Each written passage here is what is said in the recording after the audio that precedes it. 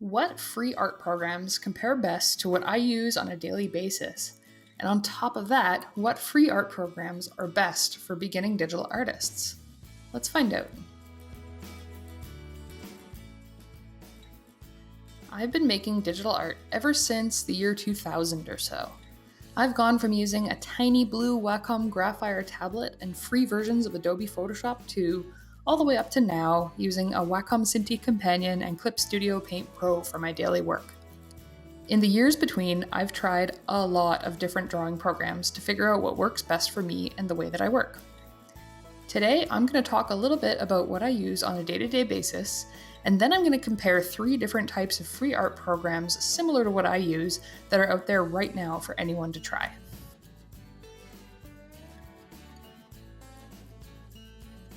To give you a baseline of where I'm coming from, I wanted to start the video by talking a little bit about the drawing program that I currently use whenever I'm drawing digitally.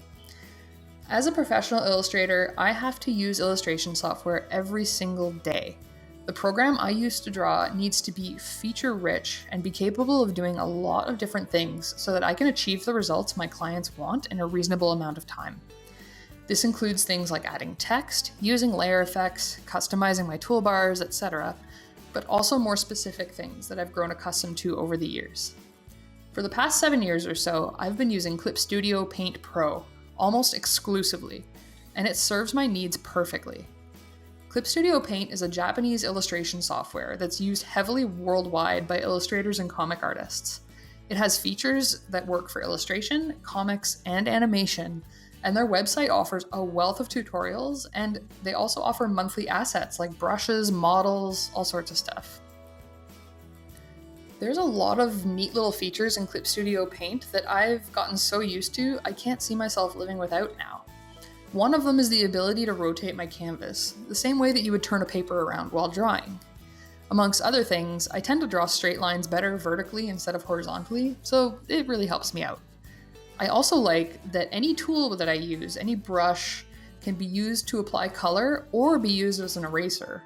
For example, when I start to shade the guy you see on the screen now, I use the same tool I used to ink and to apply the purple stripes, to erase away the shadow from the piece, which gives it a softer, more natural look. It's not a requirement to me in an art software, but it's something I've really gotten used to that I enjoy. I also love that I can create and save custom palettes in the right side toolbar.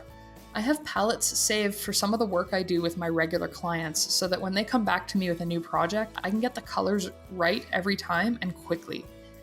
Another neat thing that so far I've only seen in Clip Studio Paint is the ability to import 3D models of human bodies that can be posed any which way you like.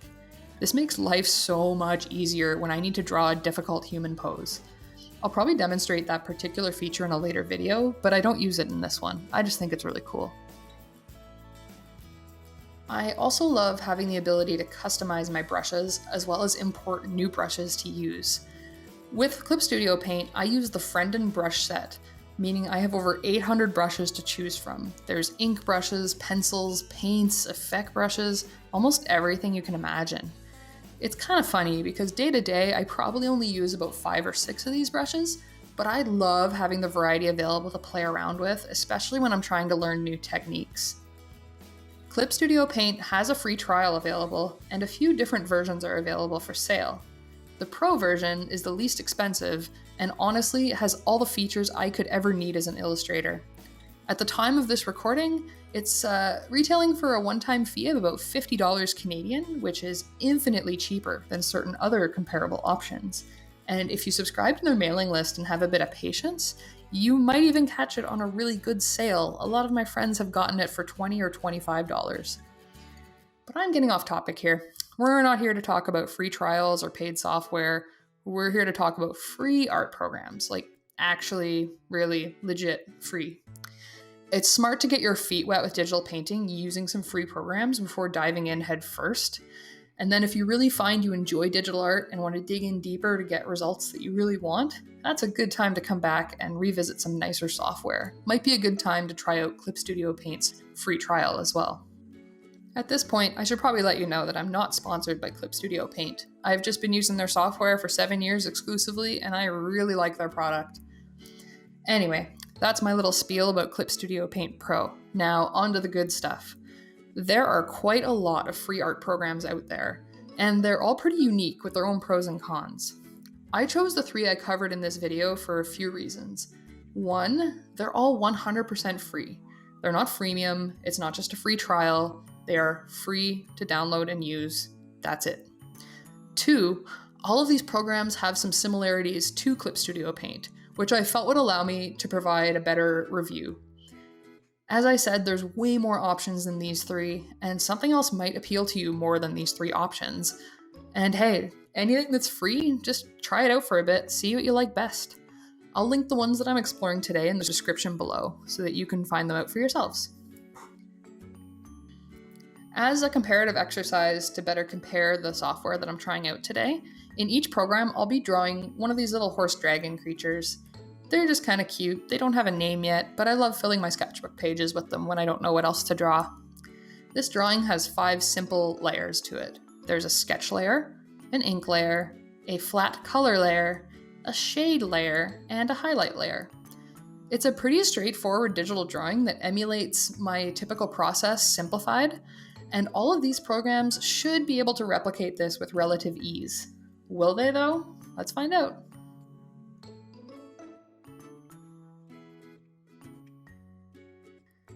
So I started my experimentation with a program called MyPaint. MyPaint is a drawing program that's been around for over a decade. It's available for Windows, Mac, and Linux, and has a ton of available documentation and manuals to help you figure it out. So MyPaint is a tiny program. I noticed it took up very little space on my hard drive, and when it runs fast. Even my most high-quality art software can sometimes lag a bit, especially with larger files, but I didn't have that problem at all with MyPaint. I think this software would probably be a good option for people running on an older or slower computer. A weird thing about MyPaint that I noticed immediately was that it has this fake paper texture in the background every time you open a new file. I solved the problem by filling in a white box on top of the paper so I'd have a blank space to work on, but it's a really weird default in my opinion. I solved the issue by using the cropping tool to crop right to the white background, but yeah, apparently there was a request to remove this, but it hasn't happened yet, so that's a thing. The toolbars are really simple in this program. You aren't overloaded with options, but there's opportunities to customize your interface and your brushes a little bit. The brush selection's small, but they have a decent variety available as well. I found it hard to get used to the main toolbar being along the top in this program, but I think that's just because I'm used to it being on the left in almost every other program I've used for a regular period of time. I did find the brush tools to be a little bit janky compared to what I'm used to in other drawing programs. There's a delay when applying pressure with the pen, and I found it hard to color smoothly because there wasn't really a good tool for it.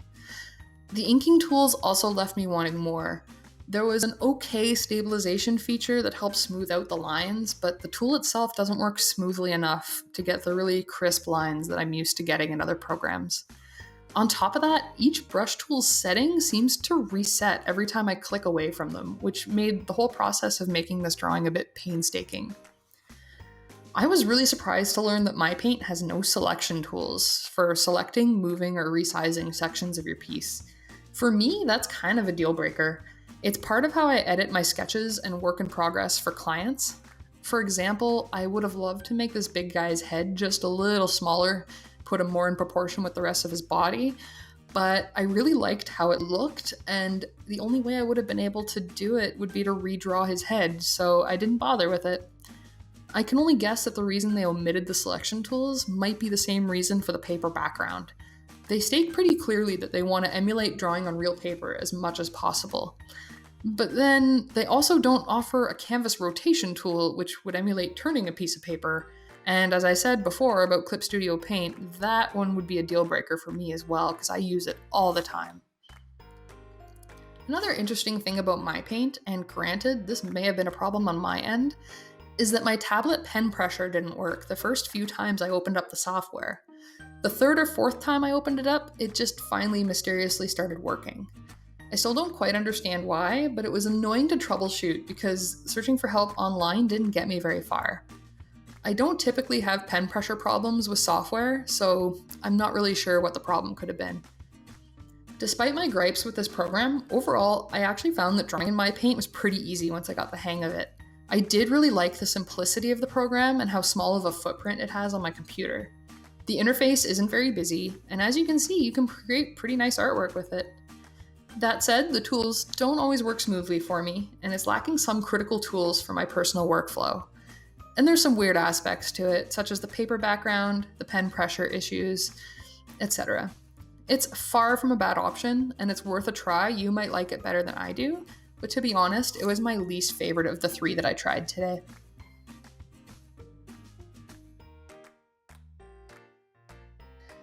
The next program I tried is the uniquely named FireAlpaca. FireAlpaca is available for Windows and Mac and has a lot of tutorials available in their Alpaca School tutorial series on their website. I wasn't really familiar with FireAlpaca until I started doing research on free art programs for this video, and I was really curious to try it out. So, right out of the gate, we find this. An ad pops up every time you open the program. Thankfully, it's pretty unobtrusive and there's no timeline to close it. You can close it right away, but it's still an annoying feature that the other free programs did not have. As a side note, it's pretty funny to me that this ad is for Open Canvas because I used a very old version of their software a lot back in my early college days to draw online with friends. Back then, it was one of the only ways you were able to draw online with your friends, and we made some real crazy stuff. The good old days. Anyhow, once the ad was out of the way, I found that FireAlpaca worked really well for me, just right out of the box. The entire interface is set up very similarly to what I'm already used to in Clip Studio Paint. Thanks to that, I had no problem getting right to my sketching. As another bonus, FireAlpaca has a few features that I really like in Clip Studio Paint that were absent or hard to use in the other softwares I tried, such as easy canvas rotation, great pen stabilization, and the option to use any tool as an eraser, like I talked about before. It also had one of the better smart fill bucket tools, which I experimented with in the color stage. Unlike a lot of digital illustrators, I don't really use fill buckets to color in and prefer the longer old school way of doing it by hand, but I'm really glad the tool works well here as it's a great shortcut and a great thing for beginner digital artists to learn. Given what I mentioned above, it really felt like FireAlpaca was sort of a Clip Studio Paint light, and I really felt that while I was working on this piece. FireAlpaca is really simple. Its interface is even simpler and cleaner than MyPaint, and it has a similar small footprint on your computer. It runs very quickly. There were some things that I found a little frustrating with FireAlpaca, and one of the biggest ones is the extreme limitations on the tools and tool settings. There's even less ability to customize your brushes here than there was in MyPaint. The brushes all work fantastically as is, but there's limited options to customize that experience as far as I can tell. The base set of brushes available to you is also minimal, and to be honest, a lot of them are kind of dumb. They give you free brushes, I think 3 of them that just paint the FireAlpaca logo over and over, and then there's a bunch of symmetry and effect brushes, which are cool, but you don't really need to use those in your day-to-day drawing. There's really only a few tools that work really well for drawing an illustration, which leaves you with a very limited scope for playing around and experimenting with your art as you go. In all the other programs, for example, I chose a tool that has a slight rough edge for my inking work. I just like how it looks. In FireAlpaca, the only rough edge tool was way too soft to ink with, and there weren't any options to customize it to my needs. As such, I wound up using the smooth ink pen tool, which, as you can see, looks fantastic, but wasn't the effect I wanted. It's just one example of the limitations I found with the brush tools in FireAlpaca, but I suppose it's worth repeating that I'm used to a program in which I've loaded over 800 customizable brushes, so I may just be being a little judgmental on that aspect. To sum it up, I found there to be a definite lack of versatility and customization in FireAlpaca, especially where the brush tools were concerned, but I found the program itself extremely user-friendly and really easy to use. As you can see, it did produce really great results, even though the results weren't quite what I had in mind. FireAlpaca's simple interface is really easy to pick up and learn. And with their detailed tutorial series, you probably won't have a lot of problem getting up and running with digital art using this software. I should note that the program is Japanese, and though the tutorials are mostly in English, there's some language barriers here and there that I had a bit of trouble with, so try to be patient with that. FireAlpaca was my second favorite program out of the three, and I think this is the one I would most likely recommend to brand new digital artists holding a tablet for the first time who are looking for a good balance between good features, simplicity, and approachability in their very first digital art program.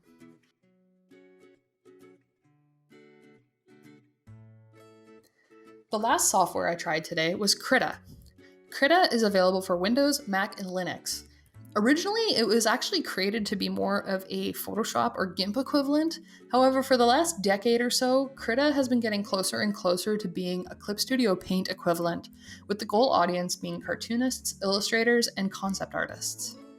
I've heard a lot about Krita from a lot of my fellow digital artists and creatives.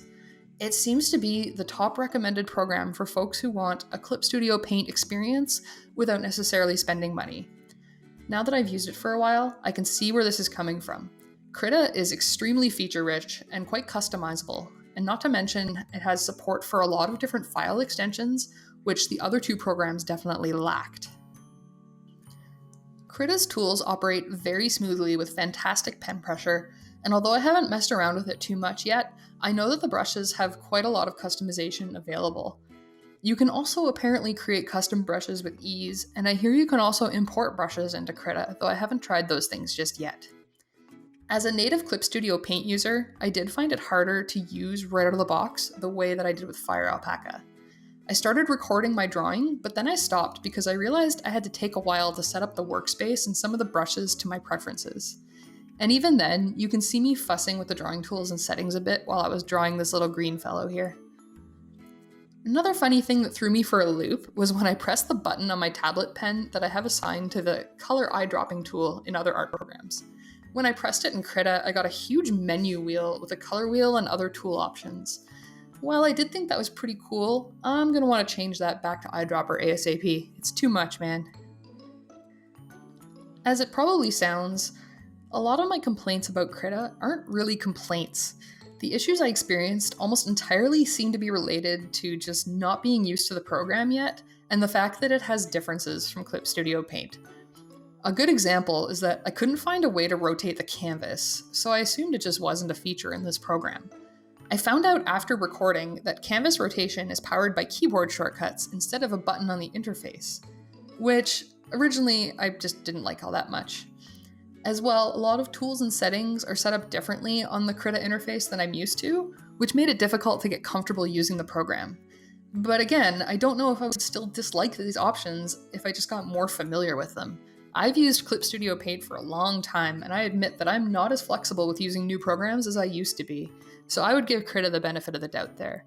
It's not that it's set up poorly, it's probably just that I'm a cranky old digital artist who isn't used to these newfangled setups. So take my words with a large grain of salt. If you're a brand new digital artist, a program like Krita will probably have a much larger learning curve than something like MyPaint or FireAlpaca. There's a lot more options to play with, and you may have a harder time getting the results you want as quickly as you want. However, if you're a digital artist with a bit of practice under your belt, or a new artist with the patience to deal with a steeper curve while you learn the ropes, then I have to highly recommend Krita. It most closely emulated my experiences in Clip Studio Paint, and I'm actually really looking forward to playing around with it more, both to get used to its features and potentially to have a second option in my digital drawing arsenal. Maybe it has some tricks up its sleeve that Clip Studio Paint doesn't, and I can use the two in harmony. That would be really cool. Overall, Krita was my personal favorite art program in this list compared to what I use every day. I might not recommend it to brand new digital artists, though. If you're just starting out, I would recommend trying FireAlpaca or MyPaint for a simpler, more seamless experience. Once you've gotten your feet wet a bit and are craving a deeper digital art experience, maybe pick up Krita and give it a try. Or if you have a budget and feel ready to make an investment in yourself and your hobby, try out Clip Studio Paint's free trial. And that's it for my quick thoughts on these 3 popular free drawing programs. Obviously, there's a lot more to these programs than what I went through today, This video is just based on how I use these types of programs, and that may differ from someone else. These are just my thoughts based on my own process and workflow. And hey, if I haven't said it enough already, all these programs are free, so just try a bunch of them for yourself. Maybe you'll have a different experience than I did, or you'll have a different favorite than I did. It's all good. I'll link these 3 programs below, and I'll also link Clip Studio Paint in case you want to learn more about them. Again, I'm not sponsored by them, I just love their program, and I really think it's a worthwhile investment if you want to really get into digital art and illustration. If you like this video, let me know in the comments below, and don't forget to like and subscribe. If you have suggestions for future videos, feel free to let me know as well. Thanks so much for joining me today, and I will see you in the next video.